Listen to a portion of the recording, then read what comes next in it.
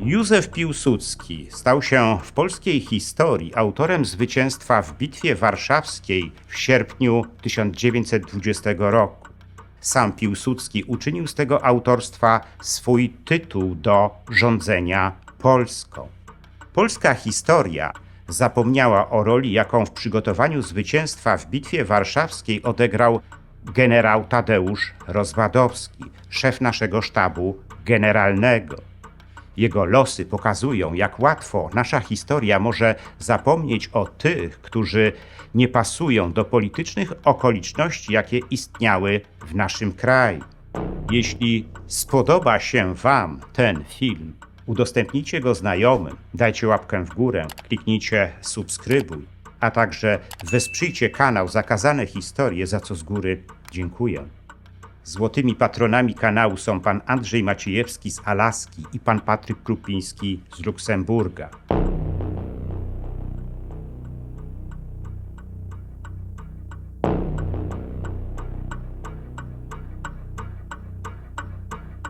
Sprawa odebrania Orderu Orła Białego prezydentowi Ukrainy Wołodymyrowi Zełenskiemu doprowadziła do kolejnego napięcia w stosunkach polsko-ukraińskich. Decyzje naszych prezydentów o uhonorowaniu Orderem Orła Białego nie pierwszy raz wzbudzają emocje. Tak było również w przypadku generała Tadeusza Rozwadowskiego, który był autorem planu zwycięskiej Bitwy Warszawskiej w sierpniu 1920 roku, której kolejną rocznicę będziemy obchodzili. O przyznanie Orderu Orła Białego Rozwadowskiemu wnioskował 30 października 2024 roku minister obrony narodowej Władysław Kosiniak-Kamysz. Kapituła orderu negatywnie zaopiniowała jednak ten wniosek, podkreślając, że order ten powinien być nadawany pośmiertnie tylko w szczególnie uzasadnionych przypadkach oraz w bliskim czasie od śmierci osoby odznaczanej. A według niej taka przesłanka w przypadku generała Rozwadowskiego nie zachodzi. Można więc odnieść wrażenie, że przyznawanie Orderu Orła Białego zależy od aktualnych okoliczności i politycznych uwarunkowań, a nie od samych dokonań odznaczanego tym orderem. Na pewno przyznanie Orderu Orła Białego generałowi Rozwadowskiemu byłoby dobrym krokiem do tego, aby przywrócić mu należne miejsce w polskiej historii. Ale tak się nie stało. I to chyba jest największą tragedią w przypadku tego wybitnego polskiego dowódcy, autora planu zwycięskiej Bitwy Warszawskiej. Warto więc przy okazji kolejnej rocznicy tej bitwy przedstawić sylwetkę generała Rozwadowskiego i odpowiedzieć na pytanie, dlaczego pomimo swoich niezaprzeczalnych zasług generał nie znalazł się w panteonie naszych bohaterów narodowych. Aby odpowiedzieć na to pytanie, spróbujmy więc najpierw uważnie przyjrzeć się postaci generała Rozwadowskiego i dokonać swoistej syntezy jego zasług dla Polski. Tadeusz Samuel Szymon Jordan Rozwadowski urodził się w 1866 roku w Babinie, w dzisiejszym obwodzie iwano-frankowskim na Ukrainie. Pochodził z rodziny szlacheckiej, w której były silne tradycje wojskowe. Jego przodkowie walczyli pod Wiedniem, brali udział w insurekcji kościuszkowskiej oraz uczestniczyli w powstaniach narodowych, listopadowym i styczniowym. Patriotyzm i gotowość do walki zbrojnej za ojczyznę Rozwadowski wyssał niejako z mlekiem matki i, tak jak wielu jego przodków, wybrał karierę wojskową. W jego przypadku była to jednak kariera w austro-węgierskiej armii. Po ukończeniu szkoły powszechnej wstąpił do korpusu kadetów w Chranicach na Morawach. Potem studiował w Technicznej Akademii Wojskowej w Mödling, a następnie był słuchaczem jeszcze bardziej prestiżowej szkoły wojennej w Wiedniu. Uzyskiwał świetne wyniki w czasie studiów wojskowych, co potem skutkowało kolejnymi jego awansami. Zanim wybuchła I wojna światowa, Rozwadowski był już generałem, majorem. Miał też całkiem spore doświadczenie dyplomatyczne. Przez wiele lat był attaché wojskowym Cesarstwa Austro-Węgier w Bukareszcie. Generał był więc świetnie wykształconym dowódcą, a do tego posługiwał się aż 6 językami. Gdy wybuchła I wojna światowa, Rozwadowski znalazł się na froncie austriacko-rosyjskim jako dowódca brygady artylerii. Odegrał kluczową rolę w przełamaniu przez Austriaków i Niemców rosyjskiego frontu pod Gorlicami w 1915 roku. Już wtedy zaangażował się we wspieranie sprawy polskiej w Wiedniu, współpracując z powstałą pod patronatem państw centralnych Radą Regencyjną. Po zakończeniu I wojny światowej był jednym z pierwszych generałów, jacy pojawili się w armii odrodzonej Polski i dość szybko został mianowany szefem jej sztabu generalnego. To właśnie on stworzył podstawy organizacyjne polskiej armii i poszczególnych rodzajów jej wojsk. On również przygotował ustawę o powszechnym obowiązku służby wojskowej, co miało kardynalne znaczenie dla dalszego rozwoju polskiej armii i bezpieczeństwa odrodzonego państwa. W listopadzie 1918 roku Rozwadowski objął dowództwo obrony Lwowa, atakowanego przez ukraińskie wojska. Pomimo skromnych sił, jakimi dysponował, wykazał się niezwykłą determinacją i wyjątkowymi umiejętnościami dowódczymi. To wszystko pozwoliło przetrwać miastu ukraińskie oblężenie. Jego działania w Lwowie zyskały ogromny szacunek wśród wszystkich mieszkańców miasta. Do tego stopnia nawet, że gdy w kwietniu 1919 roku opuszczał Lwów, mieszkańcy żegnali go gorącymi owacjami. Wyjechał wtedy do Paryża, gdzie objął stanowisko szefa polskiej misji wojskowej. W Paryżu Rozwadowski usilnie zabiegał o francuską pomoc wojskową dla Polski, która wtedy prowadziła walki o swoje granice. Było to o tyle istotne, że Polsce coraz bardziej zagrażały działania militarne ze strony bolszewickiej Rosji.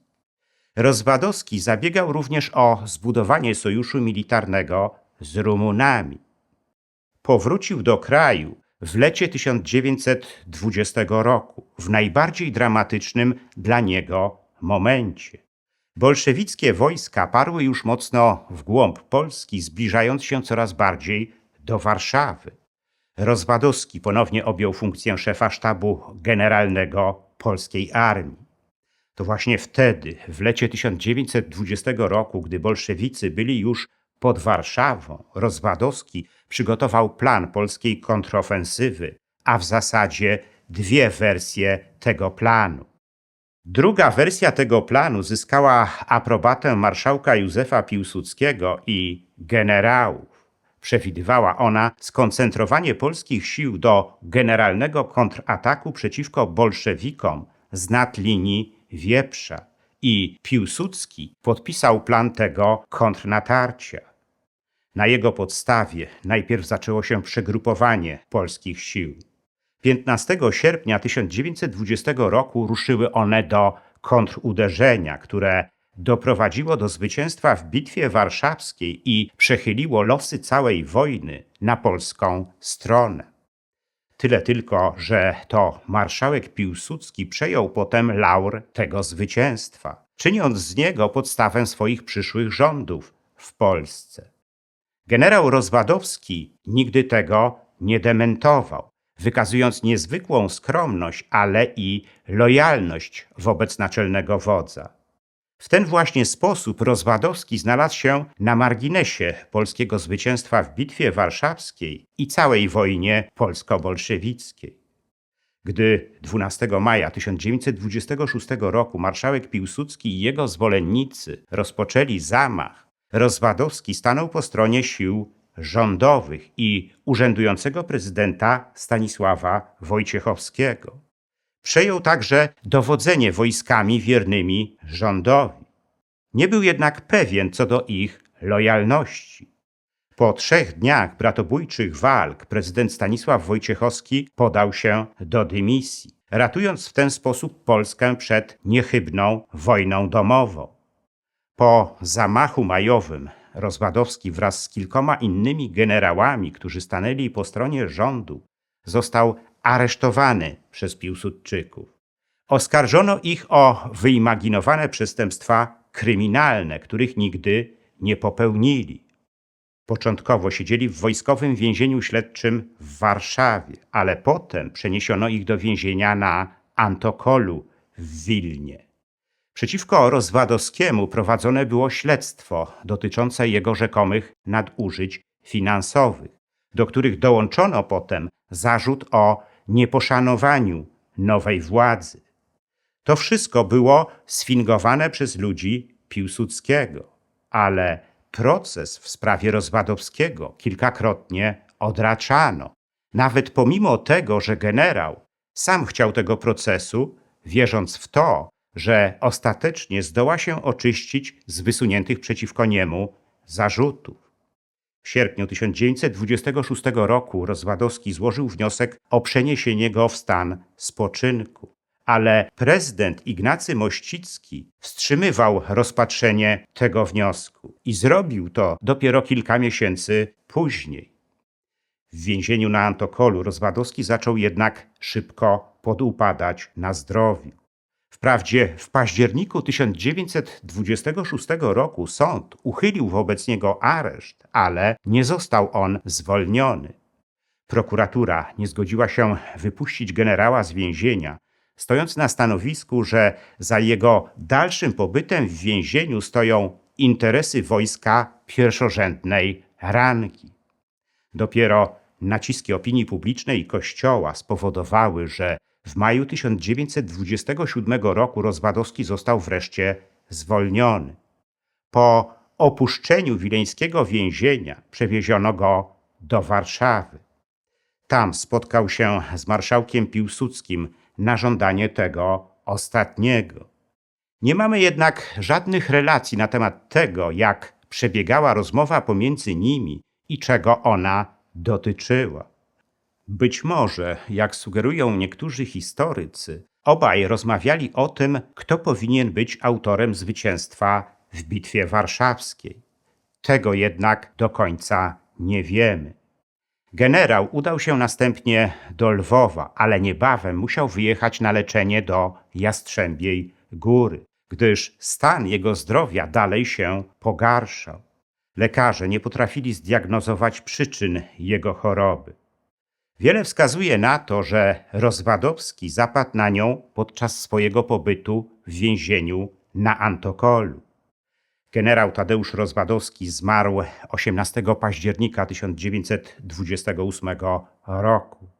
W czasie pogrzebu trumnę z jego ciałem nieśli generałowie wyrzuceni z polskiej armii po zamachu majowym. Rozwadowski został pochowany na cmentarzu obrońców Lwowa zgodnie ze swoim przedśmiertnym życzeniem. Wokół śmierci Rozwadowskiego bardzo szybko narosło wiele spekulacji. Powszechnie mówiono o jego otruciu za pomocą wolno działającej trucizny. Czy tak rzeczywiście było, tego nie wiemy. Ale całkowicie wykluczyć tego się nie da. Generał Rozwadowski, oprócz tego, że był wybitnym dowódcą o niezaprzeczalnych dla Polski zasługach, był też człowiekiem wielkiego honoru. Potrafił zwyciężać bez pychy i przegrywać bez nienawiści. Nigdy też nie zabiegał o sławę dla siebie.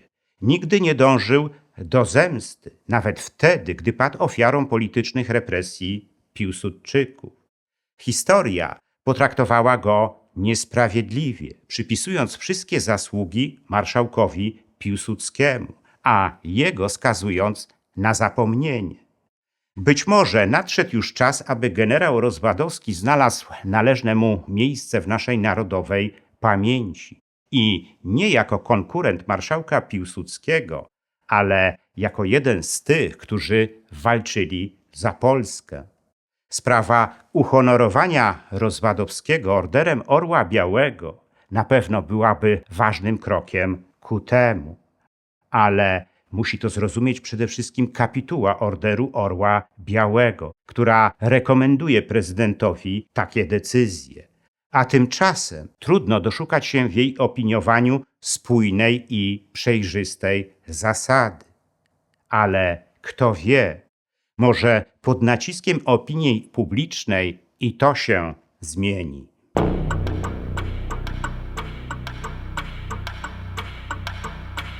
Zakazana historia Sowietów to druga moja książka w serii wydawnictwa Fronda, którą warto przeczytać. Opowiadam w niej historię sowieckiego państwa, najbardziej zbrodniczego państwa w dziejach świata. Warto ją poznać, bo współczesna Rosja, jego spadkobierczyni, znowu dąży do podbicia narodu. Książkę można nabyć z moim autografem, a nawet możliwa jest osobista dedykacja. Jest wciąż do nabycia moja książka Ostatnie Polskie Powstanie. Ta książka dotyczy antykomunistycznego podziemia w Polsce. Dowiecie się z niej o tych aspektach jego działania, o których nie mieliście jeszcze okazji usłyszeć. Jednym z nich jest rola sowieckiego NKWD w ostatecznym rozbiciu tego podziemia. Zachęcam do zakupu tej książki. Każdy kupujący otrzyma ją z moim autografem.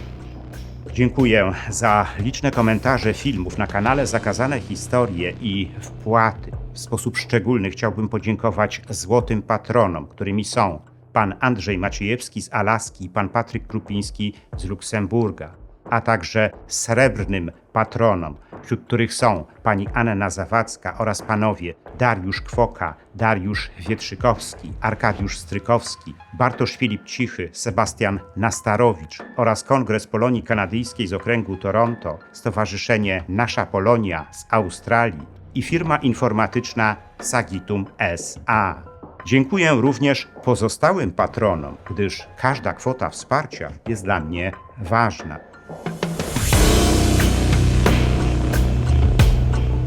Zachęcam wszystkich do wspierania kanału Zakazane Historie, co pozwoli na jego dalszy rozwój. Teraz można to zrobić nie tylko przez Patronite. Szczególnie dla patronów zagranicznych przydatne są możliwości bezpośredniego wsparcia na YouTubie w formie jednorazowej wpłaty klikając podziękuj, a także cyklicznych wpłat klikając wesprzyj na dole ekranu. Wpłat można też dokonywać przez PayPal oraz bezpośrednio na moje konto bankowe, którego numer widzicie teraz na ekranie. Więcej informacji na temat wspierania kanału na różne sposoby znajdziecie w opisie pod filmem.